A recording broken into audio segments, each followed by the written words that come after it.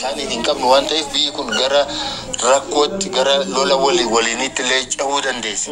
Waan hagammaatti qabnu yoo iyyuma kana wajjiniin tasumaarruu yoo gara iyyuma kana gaditti deemuu dandeenya ka jedhuudhaani isaanum ta'u sirreessineerra badii dalagneerra isin ajjeesaa turre isin hidhaa turre isin saamaa turre nu saamtuudha nu ergamtuudha amma garuu sagalee keessaniin dhageenya isin ceesifna filannoo nagaatiin mootummaan ummanni filate haga dhaabbatutti isin tajaajila jedhaniiti kanaantiin kakataniiti kanaan goon kun argaa jiru waan sun hin oolchine kanaaf isa eegaa turre jechuudha isaan yeroo suma dafanii gara kana eegaa isaan deebi'anii tokkoffaa yeroo gabaabduu kanatti kana irraanfatu jennee yaadne nuti maaliif kaleessa wanna san waggaa 27 dalgan sana hundumaayyuu ummanni kun beekuma dhiiseef isni dhiifnee irraa jedheen egaa amma waa biraatti hin bobba'inaati wanni isin gochuu qabdan filannootti nu geggeessaa ka jedhudha isaan garuu filannoo dhiisaniitu amma gara wannoo siidaawwan ijaaruutti gara waan adda addaa jechuutti gara paartii walitti makuutti gara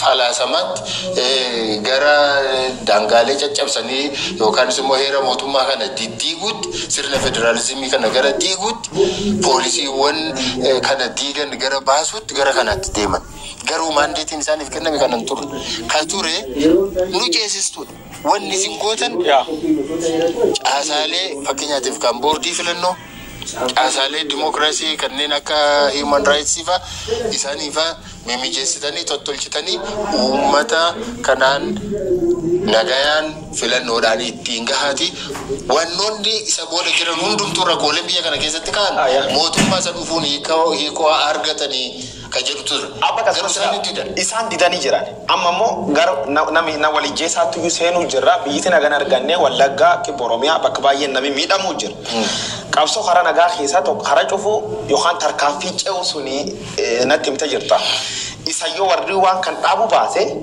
akka kaafawutti jechuun akka dhaabu keessaniitti qabsoo karaa nagaa hiriira uummata qopheessuuf yaadiin qabdanii dirqama kun yaada qofa miti dirqama kun wannoo mazaati yoos maaliif teenyaree nuti calma jennee teenyee gaafa namni du'u boo'uu miti bar gaafa namni hidhamu teenyee isa gabaasuu miti hojiin keenya hojii gabaasuu miti hojii sirreessuuti hin sirreeffamu taanaan immoo hariiroo isaa wajjin hin qabne addaan kutuudha danquudha akka inni bulchuu hin dandeenya gochuudha sirni kun akka inni function hin goone gochuudha wantoota mala kanaaf ta'an hundumaatti fayyadamuudha qawwee qofaadha kan hin danda'amne nama jeesuu qofaadha kan hin danda'amne mirga kabiraa dhiibuu qofaadha kan hin danda'amne darara irraan ga'uu qofaadha kan hin danda'amne waan ta'e dhiisuudha kan hin danda'amne waan uummata kana addaan diigu addaan bittimsu waan biyya tuqu waan akkasiirra of eeguudha kanaachi waan mootummaa irratti xiyyeeffachuu gartuu mootummaa fi paartii mootummaa irratti xiyyeeffachuun dirqamu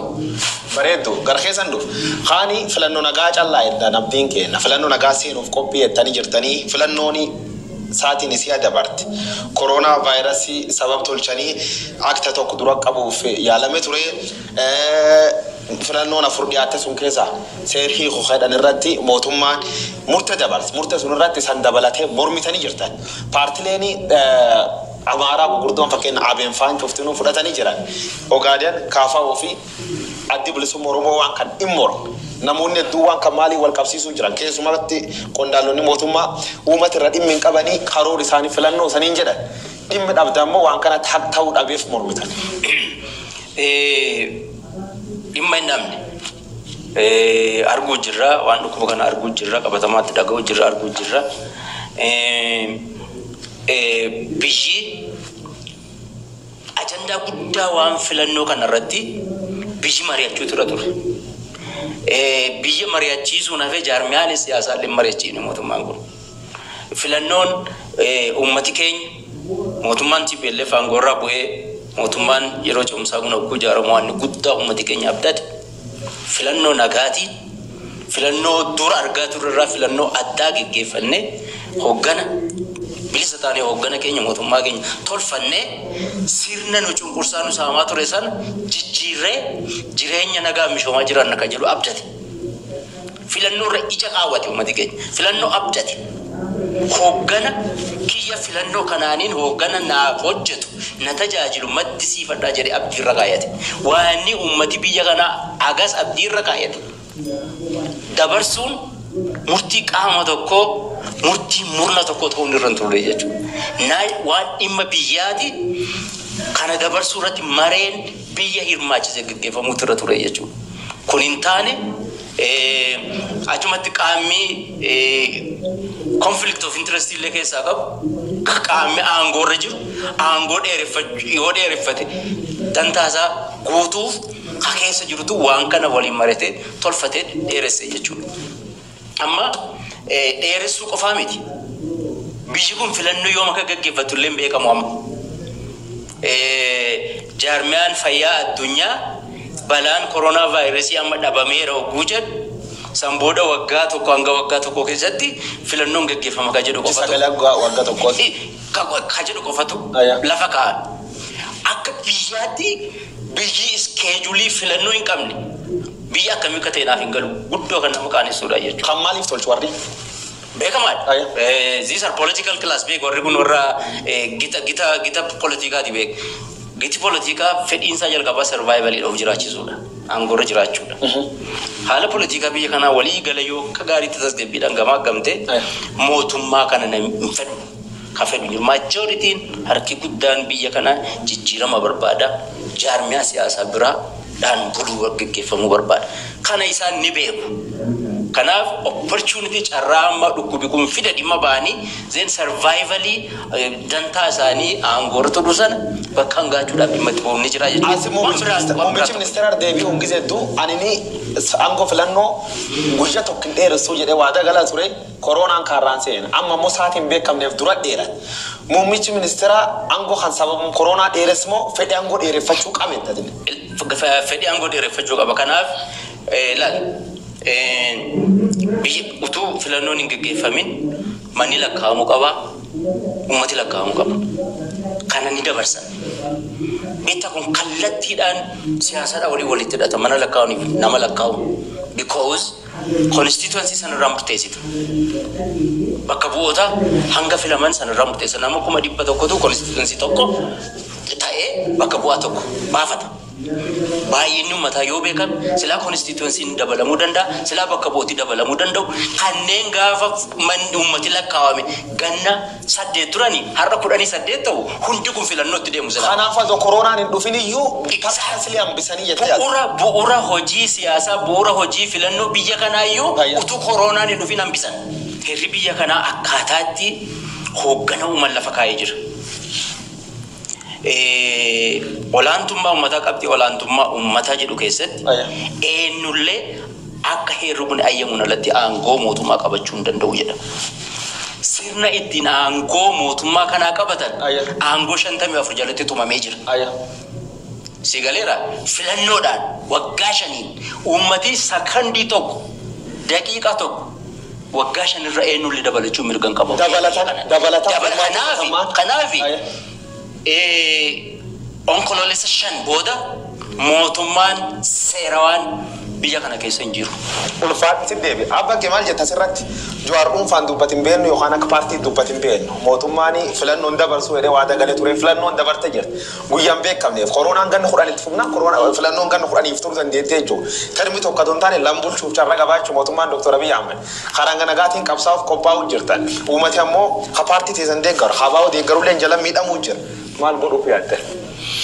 Durumaanuu mootummaan akka inni aangoo kana salphaatti gallakkisuu akka inni hin barbaanne akkuma obboleessi jaalleen koo kaase kuni lakkoofsa uummataa fi kan manaa hin geggeessine. Isarra darbee daangaalee fakkeenyaatii fi Oromiyaa kumti kun eessa geessi? Finfinneen eessa geessi? Bakkoonni tokko sagalee isaanii gara Oromiyaatti kennu gara Finfinneetti kennu. Waan sun dura xumurachuu argachuu qabaa ka jedhu gaaffileen kun turanii. Garuu eeguma masaraa mootummaa seenaniitiin booda wanni isaan hojjechaa jiran immoo yoo ilaalte akka nama aangoo gallakkisuuf jirutti miti. masaraa mootummaa haaressuun maal gochuun baasii haga sana osoo namni meeqa osoo itti dhumaa jiru maallaqi iddoo hedduutti ka barbaadamu namni nyaatee bulu daa'immanni karaarra osoo bulaa jiranii maallaqni kun waa biraatiif ooluutu danda'u waan sana haaressuudhaaf wantu baasii bahan qofa osoo hin taane humni achirratti ba'u yeroon achirratti ba'u kun hundumtuu kan agarsiisu tasumallee galakkisuu akka hin barbaanne karoorri ba'an illee walaalti akkuma duraan sitti hime wanti silaatiin irraa eegne waa gara biraa hojjechuu miti electoral board reform gochuudha poolisii mana murtee akkasumas immoo raayyaa ittisa biyyaa kana siyaasa irraati bilisa gochuudha dhaabbilee filannoodhaaf dimokiraasiidhaaf gargaaran isaan kana gadi utubuudha gadi dhaabuudha isaaniin walaba gochuudha kanaan booda gara filannootti deemuudha kanadha kan isaanii kennamu kana tasuma yuquba hin qabaanne isaan waa biraadha kan isaan itti wannoo gochaa turan sun maaliif tolchan isaan aangoo irra turuu barbaadu malee filannootti dhihaachuu hin barbaadan filannoo yoo hin barbaadan keessumaati eega dhaabbileen tokko sochii eegallee uummataa wajjin wal baruu jalqabne sochiin uummataa sun haga sana bahee uummanni haga liqimsutti gaafa ga'u isa yoommoo bakka isaan deeggartoota ciccimoo qabna deeggaraa hedduu qabna bakka isaan jedhanitti gaafa nuti baanu akka kaafaawatti gaafa uummanni haagisuun buqqa'ee waliin gaafa ba'u maal eegna gaama maalti jira bakki nuyi abdannu yoomtuu hin jiru bakka biraan silaas bakka ammaa lollitti geggeeffamaa jiru isaan duraanuu filannootti geggeessuu fedhan hin barbaadan sagalee isin argatanii hin argannas jedhanii nabdatan kanaaf ammaan booda wanni isaan qaban carraan isaan qaban asiinis achiinis qabanii waan kana miila lafarraa harkisuudha kanaatiif boordii filannoo kana sirnaan ijaaranii osoo haga gandaatti osoo gadi hin fidini yeroon isaa yoo ta'e osoo yeroodhaan qophiin osoo ta'eera ture kun otoo koronaan hin gahin xumuranne deengatti caamsaa xumuranne biraa galle silaati qophiin qaban fedhas hin qaban hin barbaadan biitii kana keessa teessee filannoo geggeessite hin jirtii bara biyyi nuun gati kaaga keenya hin geenye koronaan nammee qajeessa gammaatti isaan immoo nammee qajeessanii gasiiti gaanaatiif isaan armas dhaabaa bakkee kanaafu isaan waan kan mormuu jirtan paartileen Oromoo Ogaaden dabalatee Abaawwan falmee Kaafaawwan falmee Ogaaden falmiti paartileen Amaaraa immoo tameen opposition jedhanii herreegan fakkeenya abeen keessumaa akka sirna olaantummaa saba Amaaraa leelliftu waan kan deeggartee mootummaa waliin dhaabbattee jirtu paartileen tun maaliif isaan irraa adda baatee Abiy Ahmed deeggaruuf murteesse paartileen gara fuulduraatti gara jalqabaatti oolaaltee ta'uu ta'e mootummaa kanarratti warra olola geggeessaa turanidha mootummaa kana shakkanii kun mootummaa Oromooti jedhanii ka itti mormaa turanidha miidiyaa isaanii illee oolaalte akkuma kanadha har'a garuu waan sun hundumtuun gaggaraagalan warri yeroo san itti mormaa turan har'a mootummaa tumsaa jiran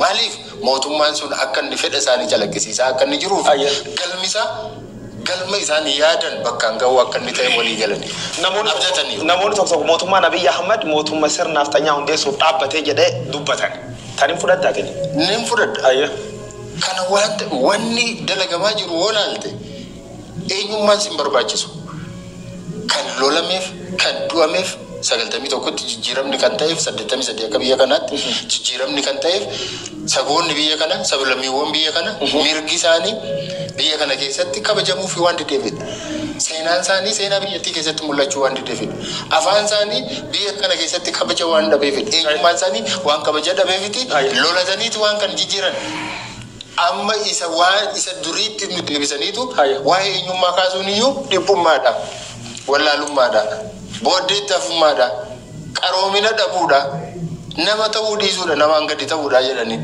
akka jedhanii qoor qalbii namaa isa wareegamni haagisuun itti wareegama namni lubbuun haagisuun itti ba'e jechuudha qabeenya haagisuun itti ba'e namni ba'e karaa irratti ittiin hafisan har'a deebisaniitu gara sanitti gara eenyummaa keessan dhiisaa afaan keessan kana yoo dhiisaa hoomaan qabsa dur kutaa afuritti jalqabdan amma kutaa tokkotti jalqabaate afaan Oromoo baradhaa jechuu jalqaban dirqamaan afaan kana hin barattaa jechuu jalqaban Oromiyaa keessatti afaan hojii afaan Oromoo ture yoo akka gaariitti yookaan akka heera mootummaa kanaatti ittiin hojjetamu hoo baateyyuu Afaan Oromoo qofaan namni tokko Oromiyaa keessatti dorgomuu barbaade afaan Oromoo beekuun dirqama. Amma garuu kana keessaa baasanii PP nama fakkeenyaatiif wannoo isaa keessatti seeratti bulmaataa isaa keessatti eenyullee afaan Oromoo yoo wallaaleeyyuu dorgomuu danda'a. Eega akkas ta'e eenyuun tajaajiluuf deema namni kun. Kanaatiif maal jechuudha? Kanaaf Oromoo dhiibuu jiran jettee ati. Dhiibuu jira suutaan mirga inni kaleessa argataa ture irraa kutaa fidanii amma mirga san dhabsiisuuf deeman. Kanaaf kan immoo nafxanyaan hin barbaada. Kun ergama naftanyaati. Kanaaf mootummaan Dr. Abiy Ahmed ergama naftanyaati. Mootummaa naftanyaati. Gara sanitti deemaa jira. Gara kan jedhu fa'a abjabeessa. Reefu akka ittanii tonkolil shaniin bootu mootummaan beenu jettan seeraanan gowwaan hin kennaminiifiif. Inoo sana ammoo ajajaa waraan biyyattii Jeneraal Biraanuu Juulaa gaafii gaazexaa Barrisaa waliin godhirra onkololees shanan sun dhiisii onkololees fuuldur jiranillee fi biyyittii naga taateetti fuftiidha. Mootummaan aangoo dabarsee achiin dubbisan beekamtii kennitanii fi dhoowwattanii baattan mootummaan isan bulchuuf karoora qaba. Akka isan jala bultanii fi waan akkasii mul'achuu jira. Isan ammoo waraan hin qabnu jettanii hayyoo inni jettani. Yoo wanni akkasii sanirra murtoofte maal yaaddan? Guddoo nagaddisiisa jeneraalli biyya tokkoo gadi bahee akkasitti haasa'uunsa. Gaafatamii waraana biyya tokkoo heera biyya sanaati. Heera biyya sanaatiif ajajamoo qaba. Amma yeroo darbe Ameerikaatti ajajaan waraanaa jeneraal Miilika jedhamu walgahii irratti Tirampii waliin argamee hokkara guddaa jeeqamsa guddaa uume Ameerikaa keessatti. Waraanni qaama politikaa ta'e meeshaa politikaa ta'e jedhame jechuudha. Dibeetii falammii siyaasaa biyya kana keessatti bifa kanaan gaggeeffamaa jiru keessatti jeneraal Biraanuun gadi bahee ejjennoo gam tokko fudhachuunsaa kan inni ajajamaa fi jiru siyaasaa malee heera biyya kanaatiif akka hin taane agarsiisaa jechuudha. Kun guddoo nama gaddisiisa. Silaa politikarra walaba ta'anii isaan waan weerara biyya kanarratti gaggeeffamu qofa biyya kanarraa ittisuudha. Heera kana ittisuudha isaanii dirqamni isaanii garuu ejjennoodhuma mootummaan fudhatanii ejjennoo siyaasaa akkasii jeneraala tokkorraa dhagahuun guddoo nama gaddisiisa. Haa ta'u malee adeemsa biyya kanaa beekii warri aangoorra jiran murteessaniin beekan of booda deebisaa turan malee hanqisaniin beekan adeemsa dimokiraasii biyya kana keessa. Uummati bultiidhaan wareegama hedduu itti kaffalee bakka barbaadu inni magaa isaanii itti fufanii of booda deebisuuf ni hojjetu. Garuu dhumarratti bakka barbaasu yoom dimokiraasii abjabeessa bakka barbaasu yoom gee nuumati keessa tokko uumati bakka barbaasu ga'uuf deemuu jira gatii baasuu jira. Bakka itti barbaasu meesiin yoom dhaqqabuu dandeenya. Guyyaasee murteessuu hin dandeenye. Guyyaasee kan murteessu haga nuyi ijaaramne haga nuyi wal dhageenye wal jala yaanee waa hojjennutu murteessa guyyaasee. Haga nu wal jala yaadu haga nu wal dhageenye tokkummaadhaan waliin hojjennu guyyaansee gabaabbatti haga nu daddaa qabnu guyyaansee dheeratti guyyaa sana gabaabsuu dheeressuu keessatti dirqama guddaa akka qabu jalqaba uummata Oromooti. Ittaansee ammoo jaarmiyaalee siyaasaa Oromoo akka qajeelfama uummata irraa fudhatan sana. Tokkummaa uummata Oromoo eeguma danda'anaaf bakke. Nuti akkaataa nuti itti ijaaramne bakka isaan guutuu dadhaban nuti guutaa ture. Bakka nuti hin guunne immoo isaantu guuta. Qabsooni wannoo qaqqabdi. Kallattii qabdi. Hundumtuu kallattii isaatiin qabsaawaa ture. Haa ta'uuti immoo walumatti immoo dhufee amma haala amma jirru kun bakka uumamuuf hundumtuu shoora keessaatii qaba. Kuni Oromoo addaan qooduu miti. Biyyatti uummata xixiqqaa qabdullee paartii hedduu qabu. Biyya Israa'el yoo ilaalle population yookaan uummanni isaa haga godina keenya tokko waan ta'u natti hin fakkaatu. Paartii meeqa akka qaban immoo